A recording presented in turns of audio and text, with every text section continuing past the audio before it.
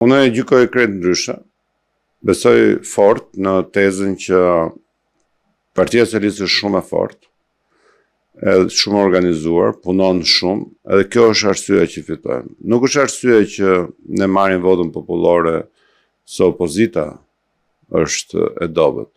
Historia në Shqipëri në këto 35 vite demokraci ka treguar që në përgjithësi votohet kundra, shumë më pak se sa votohet pra. Pra, kur qytetarët kuptojnë që një forcë politike, një kryetar bashkie, një deputet i zgjedhur, po së mos të forcat politike, nuk e meriton të qeverisin, nuk e voton. Fakti që ne morëm mandatin e 4 vjen si rrjedhoje një leadershipit qartë Partisë Socialiste, drejtuar nga Edi Rama, vjen si pasojë e punës madhe që është bërë për transformimin e Shqipërisë, por vjen edhe nga fakti që ne premtuam integrimin e Shqipërisë në Bashkimin Evropian brenda vitit 2030 dhe ishte një premtim i vërtet, le të themi elektoral, por një premtim i vërtet që krijon tek qytetarët një ndjesi se çfarë kërkojnë. Ndërkohë që opozita, siç e thatë ju, nuk arriti të krijonte një alternativë. Pra nuk arriti që të krijojë një forcë e cila mund të krijojë besim te njerëzit se mund të bëjë diçka për vend. Mungesa e alternativës, mungesa e një, le të themi, leadershipi të Partisë Demokratike që mund të thotë diçka për buxhetin, mund të thotë diçka për qeverisjen e vendit, mund të thotë diçka për sistemin e taksave, mund të thotë diçka për integrimin evropian, shkon dhe bën veprimin më të gabuar të mundshëm, i cili padyshim nuk besoj se i shton një vot Partisë Demokratike nga pikpamja elektorale.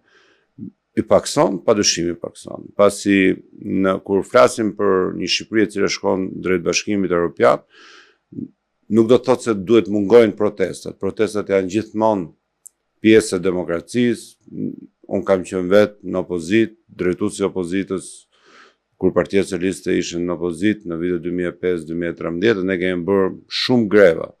Kemi bërë shumë demonstrate, po protesta atëherë ne na sillte jashtëzakonisht shumë njerëz. Duhet gjetur brenda ndarja për sa i përket protestës, pra nuk mund të kemi gjë kundra protestave, po vandalizmën, goditjet e forcave të rendit, hedhjen e lëndëve të rrezikshme, jashtëzakonisht shumë të rrezikshme drejt forcave të rendit dhe në kushtet e, le të themi, një teatri për të mbuluar gjithë të mungesën e leadershipit edhe të alternativës, padyshim e dëmton opozitën dhe i jep më shumë kredite Partisë Socialiste për garën e ardhshme. Por, siç e thash në fillim, ne jemi shumë të fortë, jo se ata janë dobët, dhe dukemi shumë të fortë dhe do fitojmë garën se ata janë dobët.